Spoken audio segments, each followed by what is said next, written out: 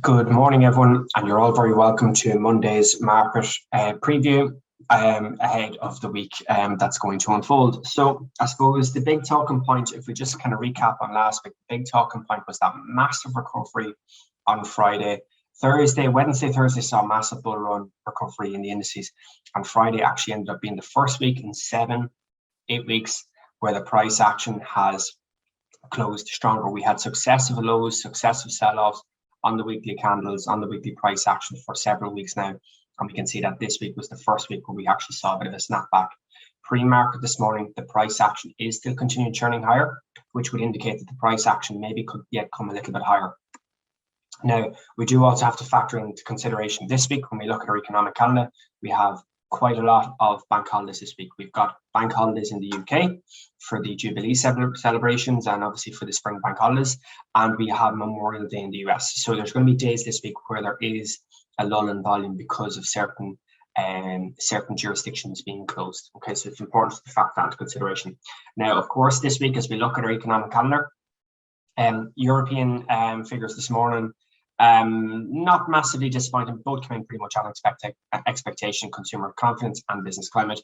Now, there is an EU's Leaders Summit today, to just factor that into consideration. And we do have Fed Waller speaking later on this afternoon at 4 p.m. UK time. So just be mindful of that. Not really too much happening today in terms of the markets. Obviously, Memorial Day, the US being shut, really expecting kind of a quiet afternoon. Not really that much I would expect to happen. If we look at tomorrow, Tuesday, overnight in the Asian session, we have a raft of Japanese data followed by Chinese data. So overnight, we do have quite a lot of data. So it's just important to fact that for those who trade during the Asian session, just to be mindful of that. We do have also Swiss GDP and Swiss retail sales as well. So that will be worth to keep an eye on, particularly if the retail sales and GDP figures start to slip. That could also have a knock-on effect for the Swiss franc as well. So just be mindful of that. Tomorrow we do have unemployment, we do have GDP in Italy, and we do have the HICP in Europe as well. So there's some pretty important figures coming out tomorrow in Europe, again, just to give more of a broader outlook on the economic data perspective in the Eurozone, broadly speaking. We do also have the Canadian GDP, and of course we do have the Schiller Home Price Index in the US tomorrow. So again, that's something that I'll be paying particularly close attention to tomorrow. So we do have Chicago PMIs, we've got consumer confidence, we do the housing price index. So there's quite a number of different bits and pieces out tomorrow between 2 and 3 p.m. either side of the US Open tomorrow. So US Open, cash open tomorrow will be important because obviously today being the bank holiday, bigger institutions cannot obviously buy today because the stock markets are closed. So it's just important to factor that into consideration. Wednesday, again, a number of data overnight between Germany, Spain, Italy, pretty much across the board. Now, I suppose there's two things that I'll be paying, again, close attention to overnight. Asian markets, the Aussie GDP figure, that will be interesting to keep an eye on that. Secondly, will be the unemployment rate in the Eurozone and also the retail sales in Germany. So retail sales, as we know, German economy is the big driver of the euro. If the retail sales in the German figure start to lag, that will put some underlying and underpinned pressure on the euro, broadly speaking. So just be mindful of that as well. Now, we do obviously have Lagarde speaking on Wednesday as well, before we have the ISM numbers at 3 p.m. So Wednesday, again, is going to be quite a busy day. And of course, Wednesday evening, we have Wednesday afternoon with the Bank of Canada interest rate decision, which again are looking for following the RBNZ and the Fed and looking for a 0.5% increase on the interest rate decision. So that could put a little bit of firming in the Canadian dollar as well, particularly on Wednesday afternoon. So kind of be mindful of that. And of course, Wednesday afternoon, we've got a bunch of European, ECB and Fed speakers. We've Bullard, we've Panetta and we've Williams all speaking. And of course, we do also have the Fed beige book out as well on Wednesday evening. So there's quite a bit. Thursday, as I said, UK bank holiday, but we do have a number of data points out in the US economy as well. So we'll have ADP employment change, we'll have OPEC as well as meeting. Now, OPEC's meetings for the last couple of months has actually been very, very short. So I think the longest meeting in the last 3 months of OPEC meetings has been about 15 minutes. So not much really being discussed at them. So we do also have to factor that into consideration. Again, we have some Chinese festivals as well, the Dragon Boat Festival. Not quite sure what that is, but of course, that's going to lead to a lull in Asian trading as well. So just kind of be mindful of that. And then of course, to round out the week on Friday, we do have NFP, non-farm payrolls.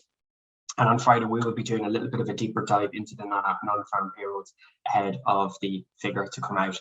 Now, of course, we do have ISMs, we have unemployment, we have the average early earnings. So I suppose broadly speaking, for NFP, yes, I know broadly speaking for the markets, it's not that big of a mover compared to what it was in previous years, but it tends to move the prices in dollar, yen, and gold. So gold and dollar, yen will be two assets that generally move quite a bit on NFPs. So just kind of be mindful of that. Of course, non-farm payrolls, we'll be looking for estimations. So we'll be doing a deeper dive in that later in the week. And of course, we also have the ISM numbers out at 3 o'clock. So we've got a bunch of data out Friday before and after the cash price open as well. Now, of course, as I said, to take it back into the indices this week, a massive performance last week, broadly speaking. Ground higher took out some really important levels here. So this previous lower high, kind of this bearish, short-term intermittent bearish trend has actually been broken. Price action is continuing to elevate itself to the upside. So at this point in time, from a price action perspective, there's still a lot of room for this to kind of recover on the indices. Now, given that we've kind of taken out this previous I suppose this previous short-term high, we've got an area of interest up here around 34,000, but we also have another expansive area way up here at 35,000, 35,300. So I suppose from short-term levels of interest, it'll be worth just playing this bullish trend because this is a bullish corrective trend. So the price action obviously is correcting to the upside as well. So I have areas of interest here up around 34,000, and I've also got secondary areas up here around 35,300, 35,400, broadly speaking. So I'm going to let this kind of play out. Obviously, with the bunch of bank holidays that we have during the week, it's important not to get caught out in thinner volume days where the price action can become more volatile. So just please be mindful of that as well. Now the future is obviously still open, so it'll be worth kind of keeping an eye on the future prices as it progresses through the week. But overall, broadly speaking, in the indices, very, very modest recovery, steady grind higher highs, higher lows. So we'll be watching to see where does this next high end for the next phase of corrective selling, because largely, as we've seen for the last 7 weeks, very, very sharp declines. Price action is recovering quite modestly. So it's all about watching to see where does these price action levels top out from for the next intermittent selling point. Now, of course, if you look at the daily point as well, we do also have a daily candle here at around 34,900 as well. So I suppose that would be an interesting zone. So I wouldn't be surprised, and I wouldn't bet against the price action coming back into this region again. So again, just be mindful of that as well. All right. So that's the NASDAQ, that's the Dow Jones. NASDAQ, again, similar scenario. Again, it's the worst performing out of the three, broadly speaking. So the NASDAQ has broken, or the Dow Jones in comparison has broken these previous lower highs, whereas the NASDAQ hasn't. It's broken the initial high from the 18th of May, but it hasn't cleared out the early May highs. So I suppose structurally speaking, the areas of interest realistically on the NASDAQ is going to be the short-term area around this 13,000, 13,100 level.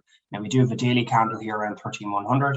We do have a key level here around 12,950. So this is the area, the ballpark figure we're probably going to be testing today in the future markets. But of course, if the price action can continue to kind of churn higher like the others are doing, so we might see more elongated pullback. We've got an area of interest here at just underneath 14,000. And we also have an area of interest up here at around 14,800. So those would be kind of 13,600, 14,000 and 14,800 would be upside targets for as long as this elongated upside move continues. Now, of course, when the price action starts to turn, that will obviously give a more cyclical change in the trend direction. And as we see at the minute, price action is just kind of becoming a little bit more flagging now. So we've gone from a very, very sharp increase and we're becoming a little bit more elongated. So I would expect a probable pause in this region before we see the next kind of directional bias to see can the price action continue stemming through it and continue pushing higher, or if we see this being the kind of the near term top or maybe a correction back into the downside. Of course, on the S&Ps, it's broken through this 4150 handle here. So 4150, nice key psychological level, key supply and demand support level as well. So you can see vividly how the price action's running through. We've obviously broken through, structured bottom of this 38 handle, and the price action's rallied back into this 4200 level.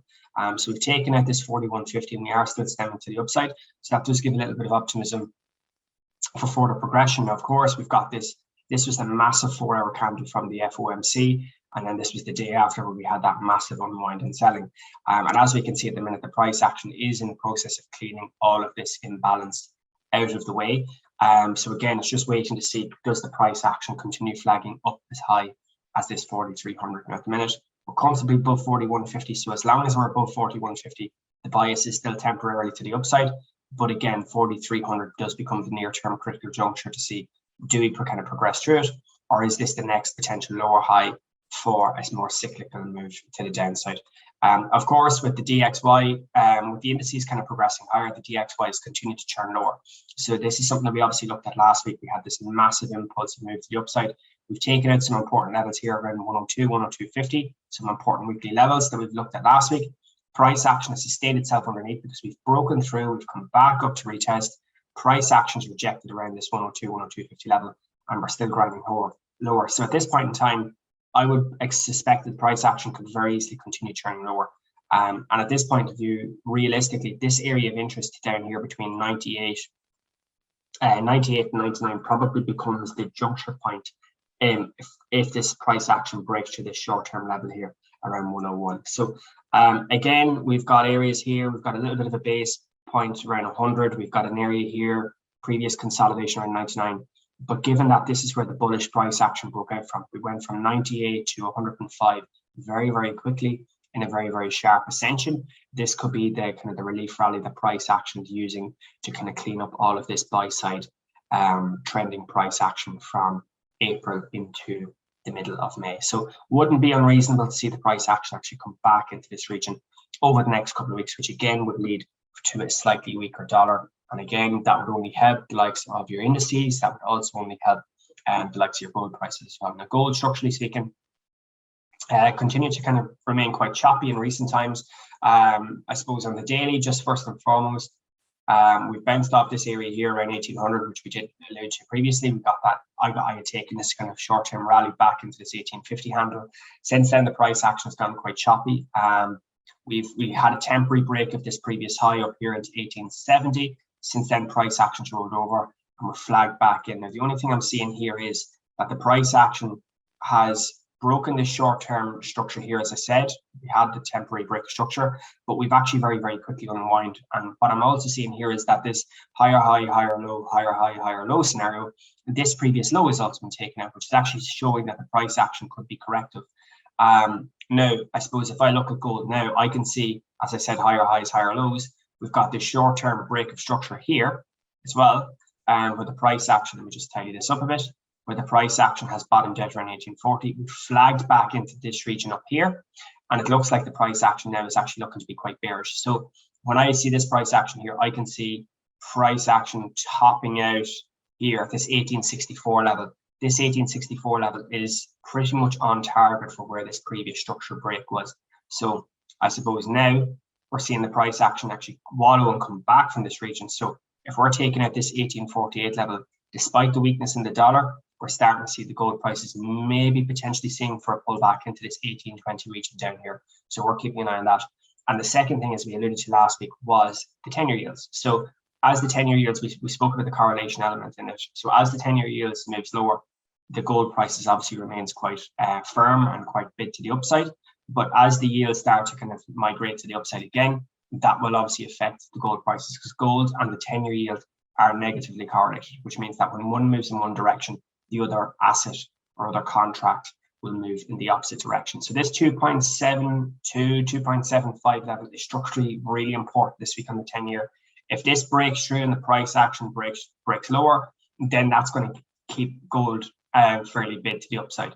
However, if we do see a rally, price action closes back above this 2.8 level, then I'd recommend that the price action is probably going to see a more significant bid in the yields, probably back into 3% anyway in the short term, which could actually lead to that gold price pullback into this 1820 level that we're kind of drawn out here, anywhere between kind of 1810 and 1820. But structurally at the minute, price action on gold quite choppy, as to is the yield. So kind of just been looking for more definitive viewpoint on this to, I suppose, confirm the bias, broadly speaking as well. All right, so that's the economic calendar. We also have looked at the charts, obviously, for the week ahead. And of course, we'll be starting our competition now this week for June as well. All right, have a great week, everyone, and trade safe.